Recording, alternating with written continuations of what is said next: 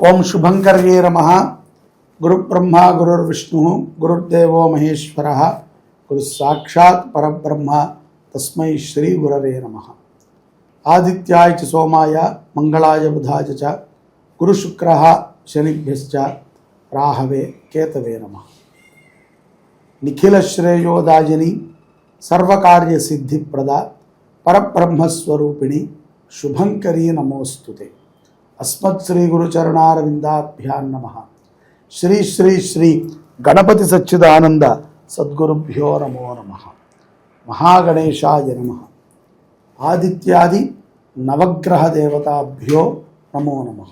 December నెలలో మీనరాశి వారికి ఉన్నటువంటి గోచార ఫలితాలను తెలియజేస్తున్నాము, శ్రద్ధగా ఆలకించండి. ఉద్యోగస్తులకి అనేక విషయాల యందు చైతన్యం కలిగి ఉంటారు. అలాగే ఎక్కడో మీకు సంబంధించినటువంటి ఒక చిన్న నెగటివ్ అంటే అపప్రచారము మీ దాకా రావటము, మీలో ఆ యొక్క మాట మార్పుని తెస్తుంది. అది జరిగి ఉంటుందా ఉండదా అనేది మీ వ్యక్తిగతంగా మీకు తెలిసి ఉండాలి. జాతక పరంగా అయితే గనక 60% జరగలేదనే మనం చెప్పచ్చు గోచారం రీత్యా. ఒక 40% ఏదైనా ఇంటెన్షన్ మీకు ఉండొచ్చు. కాబట్టి అటువంటి మాటను మీరు విని మారేటువంటి ఒక ప్రయత్నాన్ని అయితే ఉద్యోగస్తులు చేస్తారు. ఇది చాలా ప్రశంసించదగ్గ విషయం. అలాగే అధికారుల నుంచి ప్రశంసలు లభిస్తాయి. ప్రతి ఒక్కరూ కూడా మిమ్మల్ని గౌరవించేటువంటి రోజు అతి త్వరలో. అహంకారం పనికిరాదండి. ముఖ్యంగా మనము ఎప్పుడు ఎలాంటి స్థితిలో ఉన్నా అహంకారం పనికిరాదు. కోపమే ప్రమాదకరం అంటే అహంకారం దారి కంటే 1000 ప్రమాదకరం. ప్రేమగా మాట్లాడేటువంటి వాళ్ళు కావాలి. మర్యాదగా మనని పలకరించేటువంటి వ్యక్తులు లేరు. అంతా నాటకమే. ఇంకా తెగించి చెప్పాలంటే కనుక పిల్లలు కూడా నాటకం ఆడుతున్నారు, తల్లిదండ్రులు నాటకం ఆడుతున్నారు, వాళ్ళ తల్లిదండ్రులు నాటకం ఆడుతున్నారు బలవంతంగా. అది ఎక్కువ రోజులు నిలవదండి. ఓపెన్గా మాట్లాడుకోవాలి, ధర్మంగా గడపాలి. పట్టుదలతో వ్యాపారస్తులు విజయాలను సాధిస్తారు.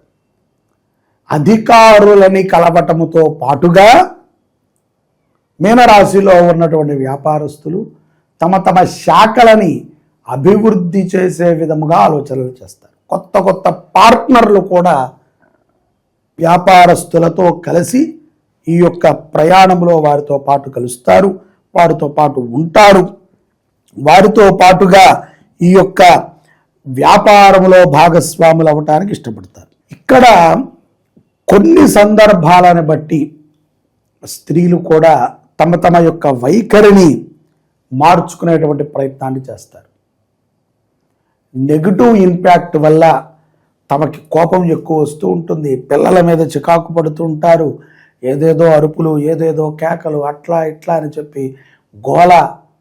వీటన్నిటి నుంచి కూడా త్వరగా మీరు బయటపడటానికి ఒకే ఒక్క ఉపశమనం ఉంటుంది. అదేమిట్రా అంటే ప్రశాంతత. మనకి లేదు అనుకుంటాం కానీ ఎక్కువ ప్రశాంతత ఉన్నది మీనరాశి వారికని నేను చెప్తాను. అనవసరమైన ఇంటెన్షన్లన్నీ తీసుకుంటున్నారు. అనవసరమైన సబ్జెక్టు, అనవసరమైనటువంటి వ్యక్తులు, అనవసరమైనటువంటి మాటలు, ఇవన్నీ వేస్ట్. చివరికి ఎవరికి కూడా ఉపయుక్తము కారు.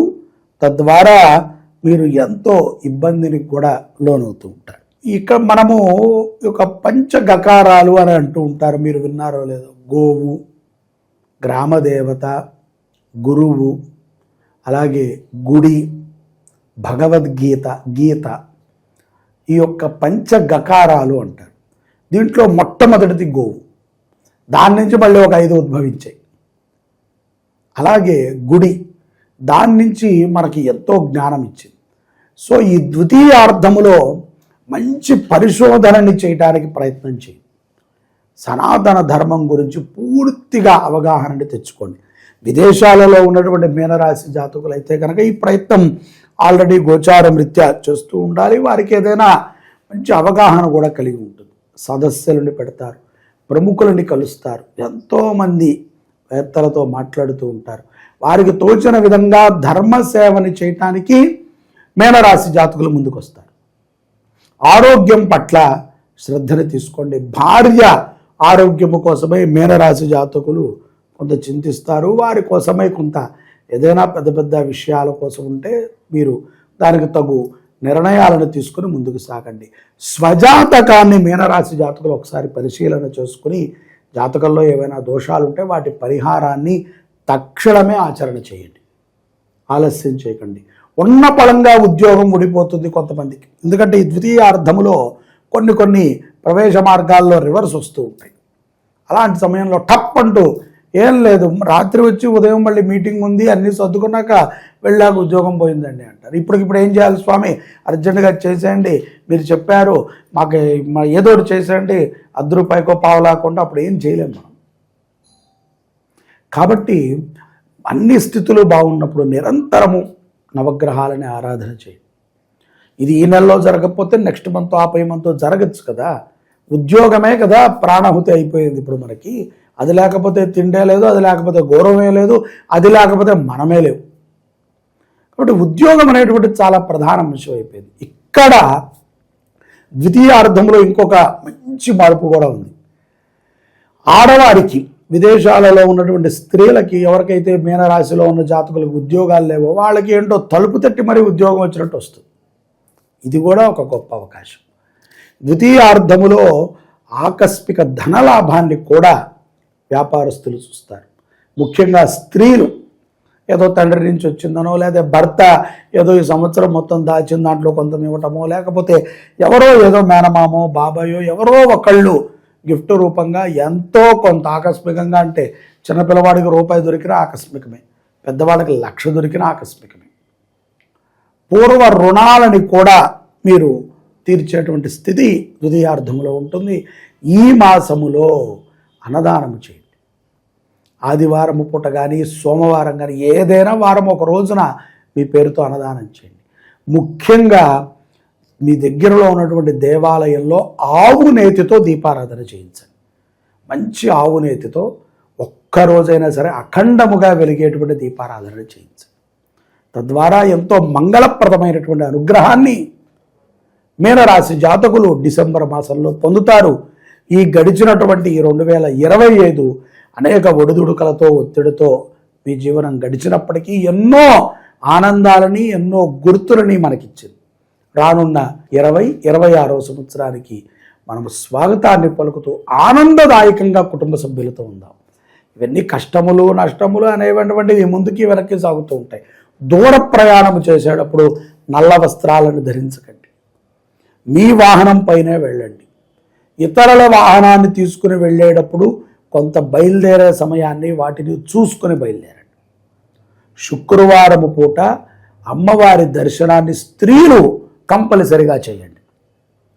కంపల్సరిగా వివాహం అయినా అవ్వకపోయినా ఎవరైతే ఆడవాళ్ళు ఉన్నారో అందరూ శుక్రవారము పూట డిసెంబర్ మాసంలో అమ్మవారిని దర్శనం చేయటం ద్వారా దృష్టి దోషముల నుంచి బయటపడతారు.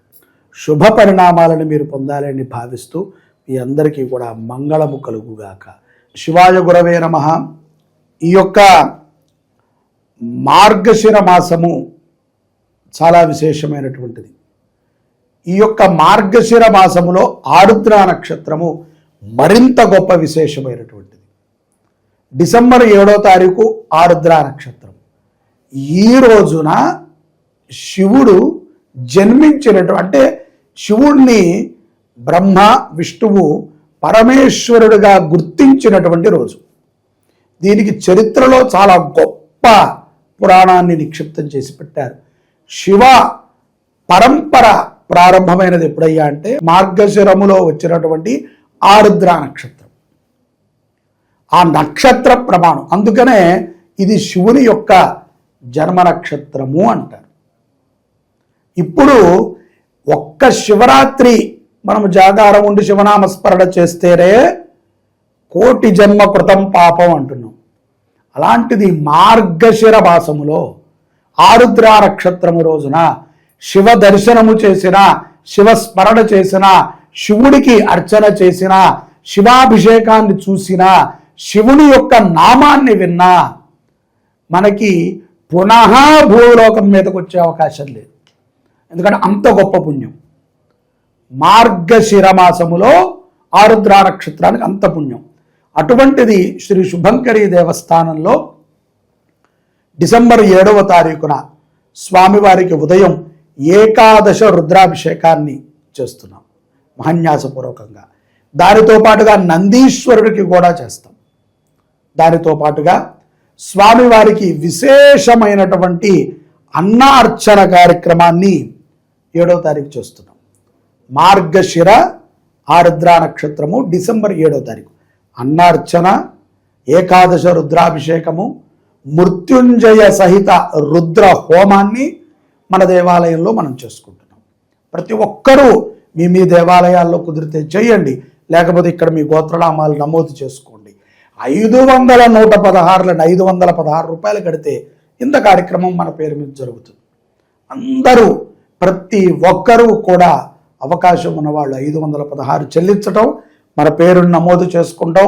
మన యొక్క శుభంకరి ఫేస్బుక్లో లైవ్ పెడతారు, మన భక్తి సమాచారం వాళ్ళు కూడా లైవ్ ఇస్తారు. అందరూ ఆ రోజు శివదర్శనం చేయాల్సిందే, ఆ రోజు శివదర్శనం చూడాల్సిందే. మీరు కట్టండి కట్టకపోండి, అది మీ యొక్క ప్రారంధము, మీ యొక్క ధనముకు సంబంధించిన విషయం. దర్శనము చేయండి, పుణ్యం పొందండి, అంతే పోను అదేనే చేయండి.